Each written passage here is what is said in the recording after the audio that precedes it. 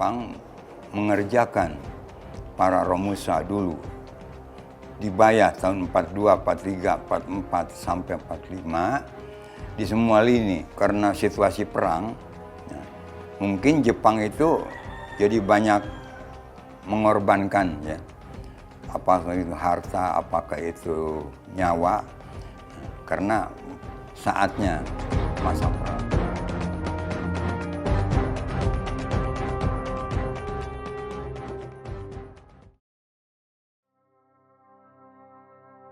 Mayoritas jaringan rel kereta api di Jawa dan Sumatera dibangun pada masa penjajahan. Jutaan orang dikerahkan untuk membuka hutan, membelah gunung, hingga memanggul rel-rel baja. Tidak sedikit korban berjatuhan akibat kondisi kerja yang tidak manusiawi.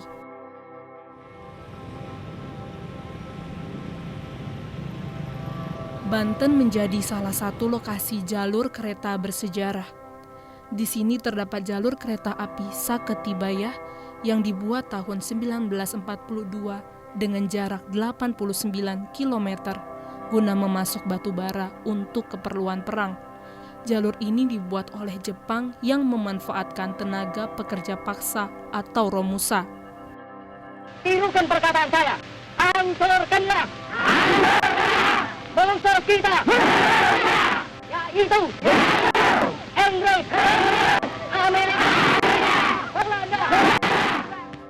Dari jumlah Romusa yang meninggal, ya, akibat kekerasan Jepang, saya belum bisa memperinci berapa di masing-masing kelompok, ya, mereka korban. Hanya kalau di jumlah keseluruhan, karena dari akibat kekerasan pemerintah Jepang waktu itu yang melaksanakan, ya, pembangunan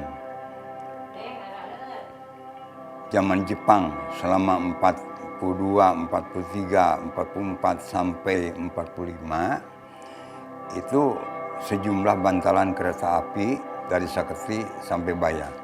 Jepang itu entah sengaja entah tidak disengaja mendatangkan para Romusa itu dari daerah Jawa.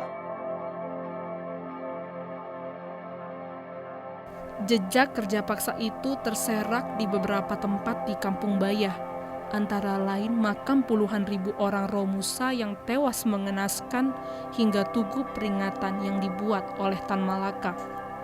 Sayangnya, jejak-jejak tersebut tidak terawat. Bahkan jalur rel yang tak lagi beroperasi sejak 1952 itu nyaris tak ada bekasnya. Stasiun Bayah kini berwujud lapangan sepak bola. Bangunan stasiun Saketi menjadi rumah tinggal warga setempat. Menurut pengamat transportasi Joko Setiowarno, sebenarnya jalur yang menghubungkan pantai barat dan selatan Banten itu layak diaktifkan kembali. Kegiatan ekonomi rakyat diyakini akan lebih menggeliat karena arus barang dan orang menjadi lebih lancar. Potensi itu, kalau kita lihat di sana kan memang 2 tahun lalu sudah ada pabrik semen. Artinya meskipun semen itu mereka buat pelabuhan juga ada yang lewat jalur darat. Jadi masih bisa, kemudian ada sawit, juga kebutuhan sehari-hari, barang-barang hantaran juga beberapa hal bisa digunakan menggunakan kereta api, ya.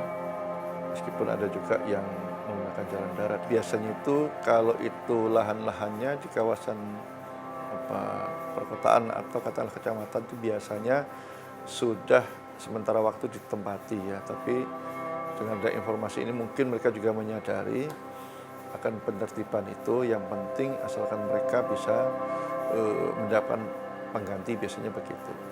Namun melihat kondisi di lapangan tidak begitu banyak, itu biasanya cuman di beberapa ibu kota kecamatan aja. Setelah itu banyak yang masih lengang dan tidak banyak persoalan sebenarnya.